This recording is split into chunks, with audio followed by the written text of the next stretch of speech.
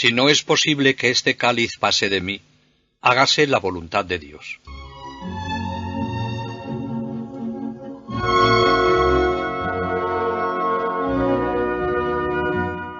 El 31 de julio de 1903, 72 cardenales entraban solemnemente en la Capilla Sixtina para iniciar el cónclave bajo la directa inspiración del Espíritu Santo. El decano del Sacro Colegio era el eminentísimo Orella di Santo Stefano, y el secretario del cónclave, el prelado Monseñor Merry del Val, arzobispo de Nicea y presidente de la Academia de los Nobles Eclesiásticos, el cual, bajo el pontificado de León XIII, había desempeñado a entera satisfacción cargos importantísimos, y cuya profunda piedad y amplia cultura eran apreciadas por todos los cardenales. El cardenal Sarto mostraba en su rostro una grave preocupación, la de elegir para futuro papa al que Dios había elegido. Esta era su única preocupación. En la primera votación, el cardenal Sarto no tuvo más que 5 votos, y en la segunda 10, mientras el cardenal Rampolla obtuvo 29, lo que hacía suponer que por él se inclinarían. No parecía que el cardenal de Venecia tenía peligro de que le eligiesen. Pero al día siguiente las cosas cambiaron. El cardenal Pucina, obispo de Cracovia, en nombre del emperador de Austria, expresó su veto contra Rampolla por considerarle poco favorable a la política de su país. El decano del Sacro Colegio protestó contra la intromisión de una potencia laica absolutamente extraña al cónclave, la cual con su veto quería atar las manos del colegio en la elección del sumo pontífice. Por su parte, el secretario de Estado, cardenal Rampolla, contra el que había recaído el veto, dio pública muestra de la grandeza de su ánimo generoso, al mismo tiempo que su férrea entereza de voluntad, al decir: «Deploro vivamente el grave ultraje que la autoridad civil infiere a la dignidad del Sacro Colegio y a la libertad de la Iglesia. En cuanto a lo que a mí atañe, declaro que nada más agradable y halagüeño podía haberme sucedido». Los cardenales protestaron también de semejante intromisión, y los votos a favor del cardenal Rampolla aumentaron en el escrutinio de la tarde. Pero también iban aumentando los del cardenal de Venecia.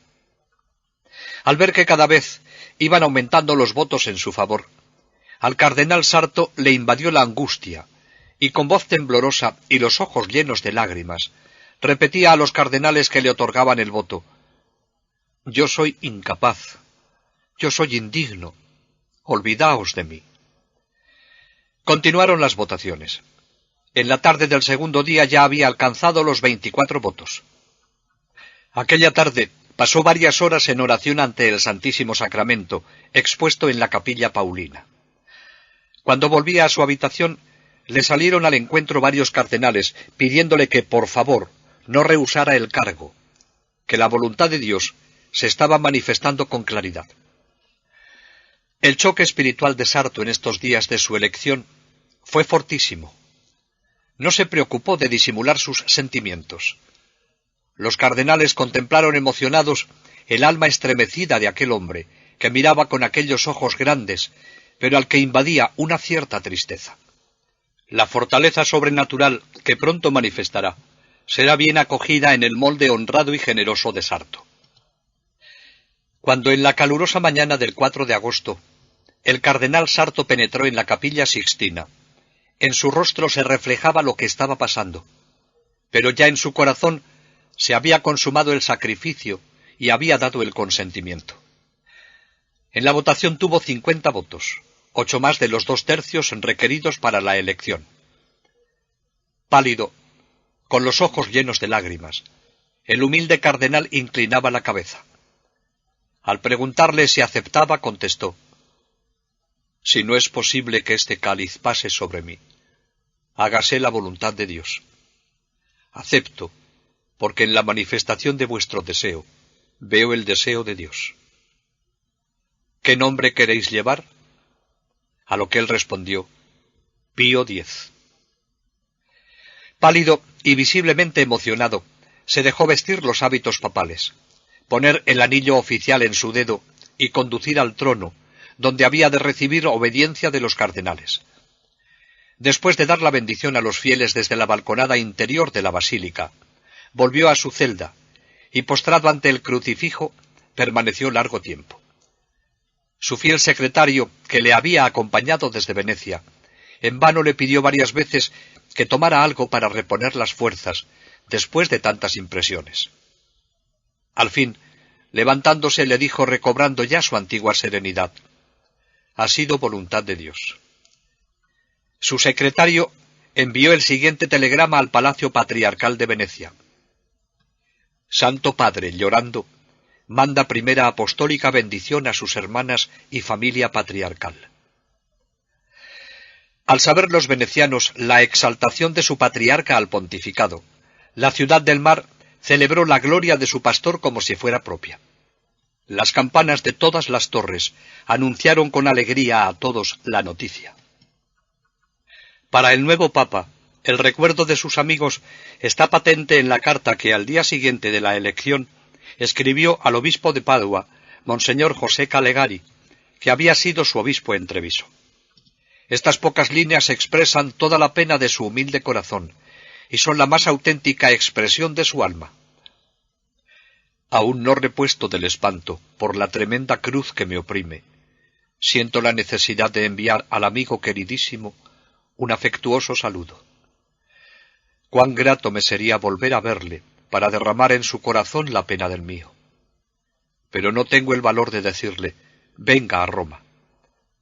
Regando con lágrimas esta primera carta que escribo desde el Calvario en el que me ha querido el Señor, con un beso afectuosísimo, envío a usted y a sus diocesanos y a todos sus allegados la bendición apostólica. Poco a poco, la idea del supremo pontificado irá penetrando en su mente. Del primer asombro quedará huella en la suave tristeza de su mirada. Pues así, el cardenal Sarto, nacido en una aldea trevisana, subía al trono más excelso. El hijo del pobre alguacil de Riese, el niño que con un pedazo de pan recorría kilómetros de carretera para ir a la escuela, había llegado a ser el sucesor de Pedro, el jefe supremo de la Iglesia Universal, el 259 vicario de Cristo.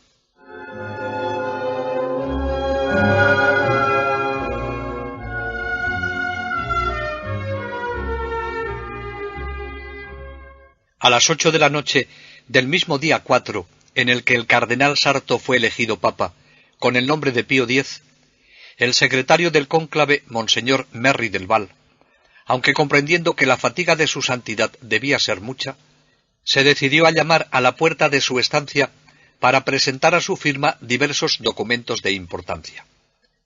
Pío X le recibió sonriente. Merry del Val se excusó como pudo de tener que molestarle, al tener que estar extraordinariamente cansado.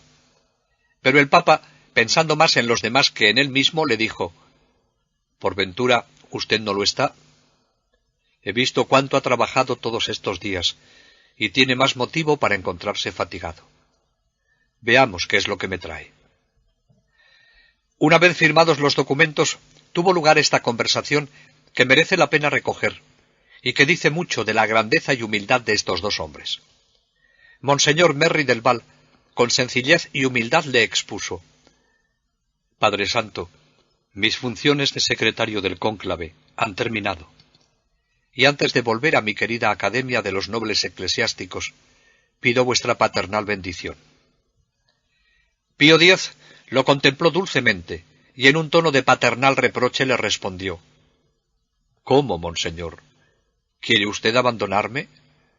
No, no. Quédese conmigo. No he decidido nada aún. No sé qué haré. Por ahora no tengo a nadie. No se marche. Después ya veremos. Hágame esta caridad».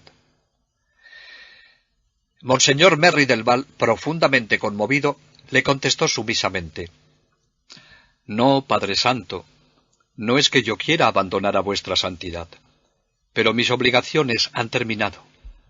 El secretario de Estado que vuestra santidad nombre ocupará mi lugar y continuará encargándose de los asuntos de la Iglesia».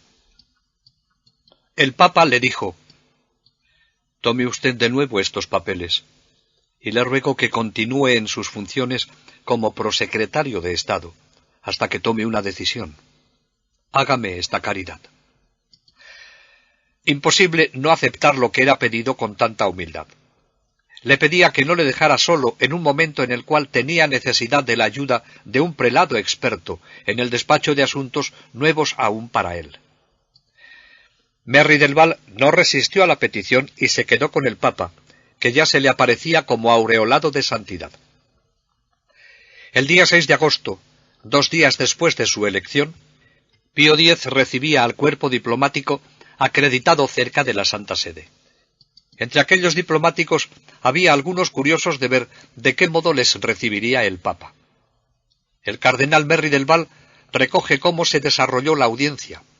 Imaginaban que, no estando habituado a la pompa de una ceremonia de corte, se habría de encontrar forzosamente a disgusto y no poco embarazado, ya que al contrario de León XIII, era de humilde origen y se le solía describir como un cura de aldea bonachón.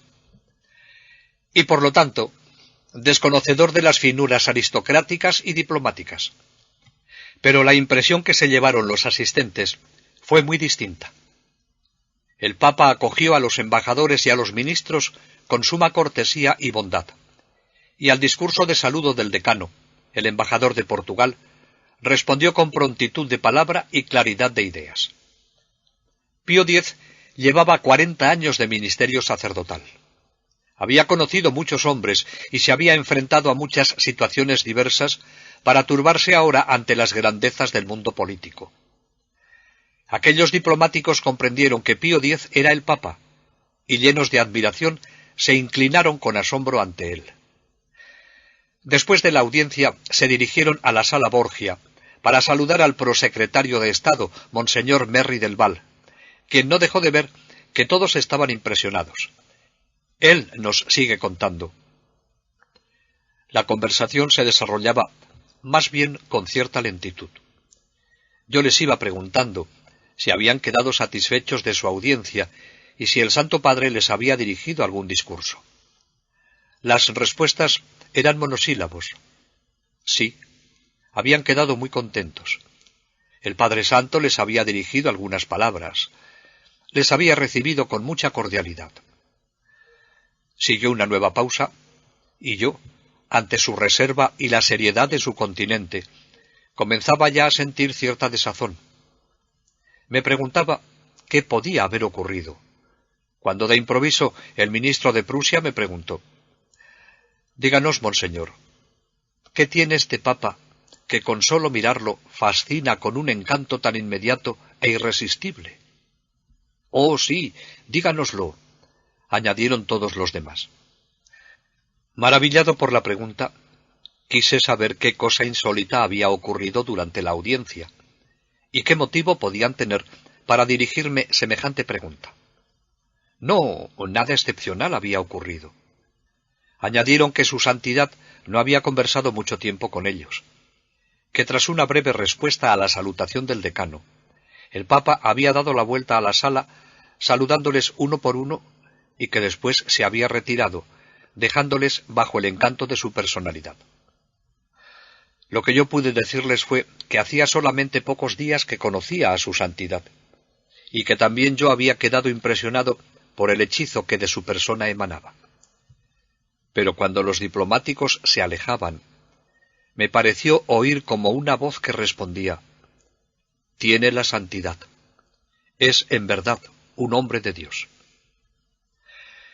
Fue este el primer triunfo de Pío X, y a lo largo de su pontificado se impondrá al mundo por sus virtudes y por la fuerza de su santidad.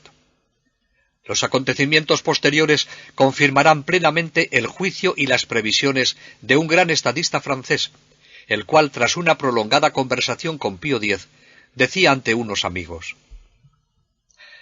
«El nuevo Papa no tiene la majestad oficial de León XIII, pero tiene la que dan una bondad y una dulzura irresistibles. Pero lo que mayormente me conmovió fueron las dotes superiores de su mente y su viva inteligencia, formada de claridad, de lucidez y de precisión. Es un oyente maravilloso, que capta con prontitud el nudo de las cuestiones y lo resume en pocas y precisas palabras, con un sentido de realidad que sorprende y encanta. Posee todas las cualidades de un gran hombre de Estado. Con una mirada amplia y segura, lee lo que es posible y lo que no es posible. Tiene una calma serena y un firme valor. Ninguna prisa hay en él. Será lento en el condenar, pero pronunciada la sentencia, será inflexible. Si surgiesen circunstancias difíciles, se pueden esperar de él grandes cosas. Cuando sea necesario, sabrá ser un héroe y un santo. Un juicio certero que el Papa ratificaría con sus hechos.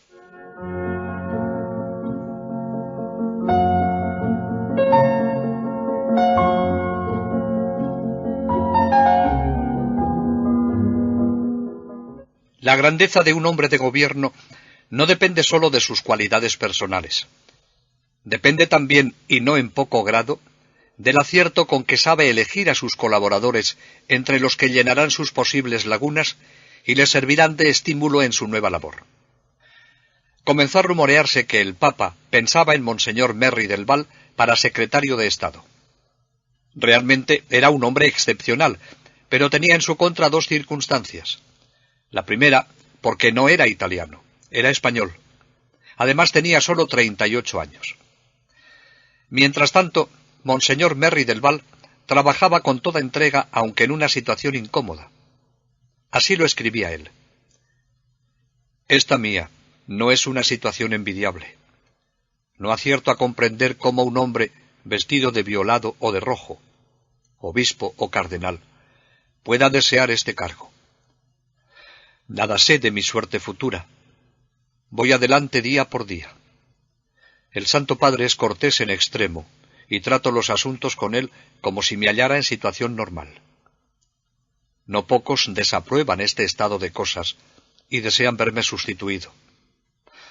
Ojalá ellos conocieran mi íntimo deseo de retirarme, mientras muchos creen que yo le tengo apego al oficio. Nada estaba más lejos de las apetencias de Merry del Val, y lo demostrará con sus actuaciones. Los deseos y las conjeturas que se rumoreaban llegaron hasta el Papa. No faltaron quienes le hicieron conocer su punto de vista. Pío X escuchaba en silencio. Consultó con los cardenales, meditó, rezó mucho.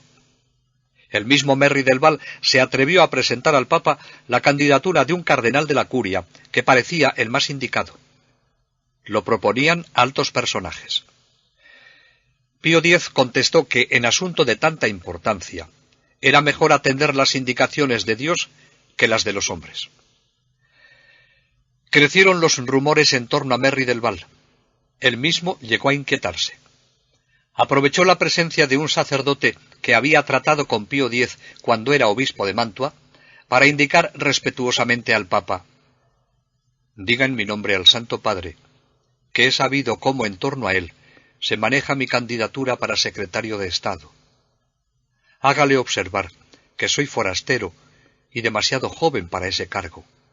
Que piense en otro». Cuando el sacerdote le expuso esto al Papa, le contestó: «Pero a Monseñor Merry del Val ¿no le designaron secretario del Sacro Colegio todos los cardenales del cónclave?». El amigo de Mantua insistió: «Si los cardenales hubieran sabido que aquel nombramiento podía dar pie a la elección para secretario de Estado, no lo hubieran elegido». Uno de los timbres más limpios de la grandeza de Pío X lo constituyó el fino sentido psicológico que demostró al comprender cómo el joven prelado español, Merry del Val, encarnaba el hombre que él necesitaba para primer colaborador y secretario de Estado. Monseñor Merry del Val tenía demostrada su capacidad. Era la mejor esperanza. Pío X, en los días del cónclave, había penetrado en la gran valía del joven prelado. Las primeras semanas de su pontificado le habían dado la ocasión de verificar las cualidades de su prosecretario. A las miradas expertas y escrutadoras del nuevo Papa, le fue necesario poco tiempo para conocer a Monseñor Merry del Val, y demostrando poseer una de las primeras cualidades, que es la de conocer a los hombres y de saber elegir a sus ministros, le designaba poco después como secretario de Estado, nombrándolo además cardenal con el título de Santa Práxedes. Varios cardenales apoyaron con alegría el parecer del Papa. Así le comunicó su nombramiento a Merry del Val. El 18 de octubre, al terminar su despacho habitual, el Papa le entregó a Monseñor Merry del Val un sobre dirigido a él mismo y le dijo: «Esto, Monseñor, es para usted». A Merry del Val no le extrañó, porque ya en otras ocasiones le había entregado en esta forma documentos de especial importancia. Por eso sencillamente le contestó: «Muy bien, Santidad, lo guardaré y le informaré mañana». Al salir, en la sala de espera se encontró con el cardenal Mocín, que había estado antes que él con el Papa. Le saludó diciéndole: «Y bien, Monseñor, ¿qué noticias tenemos esta mañana? ¿Quién será el nuevo secretario de Estado?» «Puedo asegurarle, Eminencia, que no lo sé. El Santo Padre no me ha hablado de esto». El cardenal se quedó extrañado y le dijo: «¿Cómo es posible? Venga conmigo». Y le llevó a sus habitaciones. Una vez sentados, y después de hacerle varias preguntas, le parecía imposible que Merry del Val no supiera la decisión tomada por el Papa. Él le asegura que nada sabe. Sencillamente le dice que su santidad no le había hablado del nombramiento. Se ha limitado a despachar los asuntos y al final le había entregado un sobre cerrado. Monseñor Mocín exclama: «¿Un sobre cerrado? ¿Por qué no lo abre?» Merry abrió el sobre y entonces lo comprendió todo. El cardenal, con un gesto lleno de afecto, le mira sonriendo. El sobre contiene un autógrafo en el que el Papa le ruega acepte el cargo de secretario de Estado y le anuncia su voluntad de crearlo cardenal en el consistorio del 9 de noviembre. Abrumado ante la noticia, con el sobre entre las manos, volvió a entrar donde el Papa a suplicarle que pensara en otra persona para ese cargo. Todo fue inútil. El Papa sabía bien a quién había elegido. Y el joven monseñor inclinó dócilmente la cabeza ante la voluntad del nuevo Papa, como ante la misma voluntad de Dios. Y desde aquel día no se separó ya más del lado de aquel pontífice que había tomado sobre sí la formidable tarea de restaurar todas las cosas en Cristo. El nombramiento como secretario de Estado de la Santa Sede sorprendió a no pocos prelados y cardenales. Pero su sorpresa terminó rápidamente cuando en la misma tarde del nombramiento supieron que Pío X había dicho a un prelado de la corte: «He nombrado secretario de Estado a Monseñor Merry del Val, porque he querido elegir a una persona que por su piedad y su espíritu sacerdotal sucediera dignamente al eminentísimo cardenal Rampolla».